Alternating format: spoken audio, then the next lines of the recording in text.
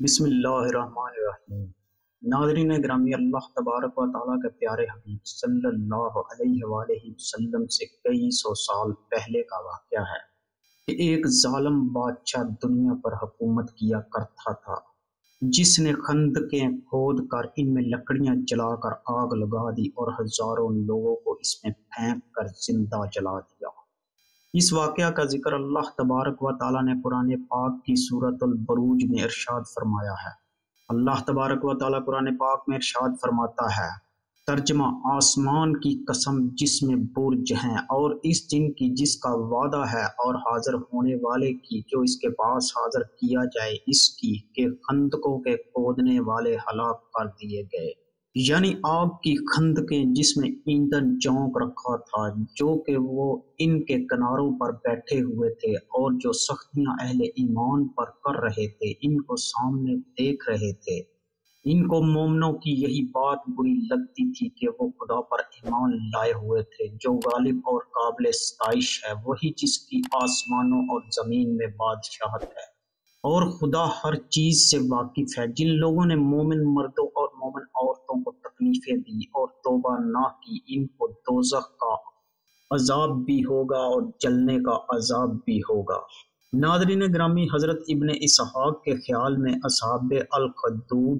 حضرت عیسیٰ علیہ السلام کے دور نبوت کے بعد کے لوگ تھے، جبکہ کچھ دوسرے لوگوں نے ان کے اس خیال سے اختلاف کرتے ہوئے بیان کیا ہے کہ وہ لوگ ان کے یعنی حضرت عیسیٰ علیہ السلام کے زمانے سے قبل تھے اور کافر تھے۔ تاہم بعض مفسرین کا کہنا ہے کہ ایسے لوگ جو کافر ہونے کے علاوہ تھے اور حضرت عیسیٰ علیہ السلام سے قبل اور ان کے بعد دونوں زمانوں میں تھے، وہ اہل ایمان کو اسی قبیل کی تکالیف اکثر دیا کرتے تھے۔ لیکن جن لوگوں کا قصہ ہم یہاں پیش کر رہے ہیں، اسے ہماری طرح قرآن مجید اور ایک مشہور حدیث نبوی کے حوالے سے اس انداز میں ابن اسحاق نے بیان کیا ہے، اور وہ پہلے کفار کے ظلم و جبر کے واقعات سے بالکل الگ ہے۔ ناظرین گرامی، وہ قصہ جسے امام احمد رحمۃ اللہ علیہ نے بھی حماد بن سلمہ کی زبانی اور ثابت عبد الرحمن بن ابی لیلہ اور صہیب کے حوالے سے ابن اسحاق کی طرح مذکورہ بالا مشہور حدیث نبوی صلی اللہ علیہ وآلہ وسلم کے مطابق بیان کیا ہے۔ یہ ہے کہ زمانہ اسلام سے پہلے ایک بڑا ہی ظالم و جابر بادشاہ گزرا ہے۔ اس بادشاہ کے زمانے میں جو سب سے بڑا جادوگر تھا، اس نے ایک دن بادشاہ سے کہا کہ وہ اب بہت بوڑھا ہو گیا ہے اور مرنے کے قریب ہے، اور میں مرنے سے پہلے چاہتا ہوں کہ شاعری کے تمام رموز اس شخص کو سکھا دوں جسے بادشاہ منتخب کرے۔ اس نے کہا، بادشاہ سلامت، مجھے کوئی ایسا بچہ دے دے جس کو میں اپنے جادو کا سارا علم سکھا دوں اور اس کے بعد میں آسانی سے مر سکوں۔ بادشاہ نے اپنے غلاموں میں سے اپنے خاص خادم کو منتخب کر کے اس جادوگر سے کہا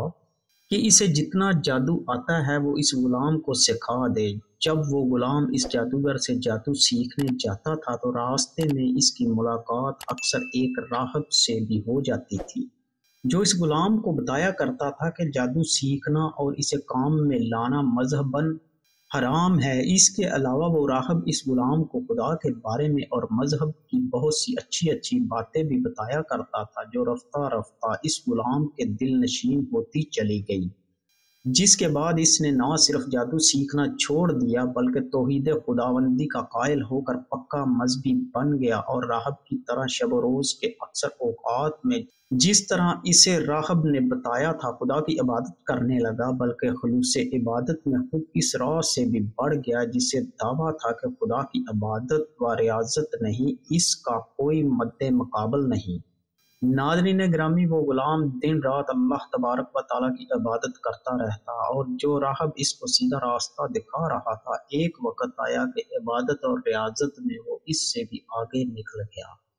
اس دوران میں اس راہب اور جادوگر دونوں کو حکم خداوندی کے تحت موت سے ہمکنار ہونا پڑا، یعنی کہ وہ دونوں راہب اور جادوگر اللہ تعالیٰ کے حکم سے مر گئے۔ جب اس بادشاہ کو جو کافر تھا اور ظلم و جبر میں حد سے بڑا ہوا تھا اور جس نے اپنے علاوہ اپنی ساری قوم کو اصنام پرستی پر لگا رکھا تھا، جب اپنے اس غلام کی تبدیلی مذہب کی خبر ہوئی تو اس نے اسے بلا کر اپنے نئے مذہب کو ترک کرنے کا سختی سے حکم دیا، لیکن اس نے انکار کر دیا تو اس نے اسے طرح طرح کی اظہار ثانی کا اپنے لوگوں کو حکم دیا۔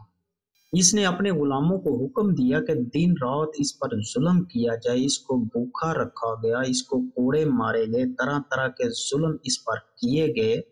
لیکن اس پر ان کا کوئی اثر نہ ہوا اور وہ اپنے ایمان پر قائم رہا۔ اس کے بعد اس بادشاہ نے حکم دیا اسے سمندر میں ڈبو دیا جائے۔ بادشاہ کے حکم کے مطابق اس کے ساتھی اس کو سمندر میں لے گئے اور جا کر سمندر میں پھینک دیا، لیکن وہ غلام خدا کے فضل و کرم سے اس سے بھی بچ کر نکل آیا اور واپس آ کر پھر لوگوں کو ایک خدا کی عبادت کرنے کے لیے تبلیغ کرنے لگا، اور بادشاہ کو خبر ملی کہ وہ غلام سمندر سے زندہ بچ کر واپس آ گیا ہے۔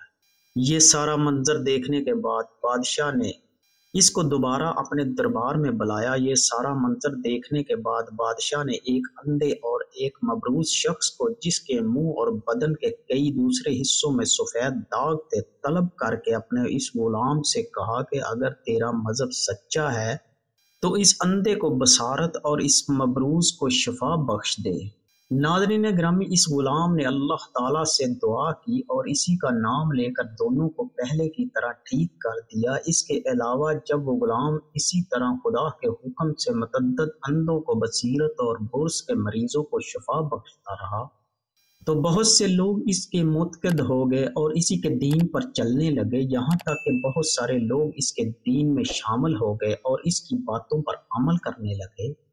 یہ دیکھ کر بادشاہ بہت برہم ہوا اور گھبرایا بھی، اس لیے اس نے اپنے اس غلام کو بلا کر اسے حکم دیا کہ وہ عام لوگوں کو بتائے کہ اس نے جن نابیناؤں کو بصیرت بخشی ہے اور جن برص کے مریضوں کو شفا دی ہے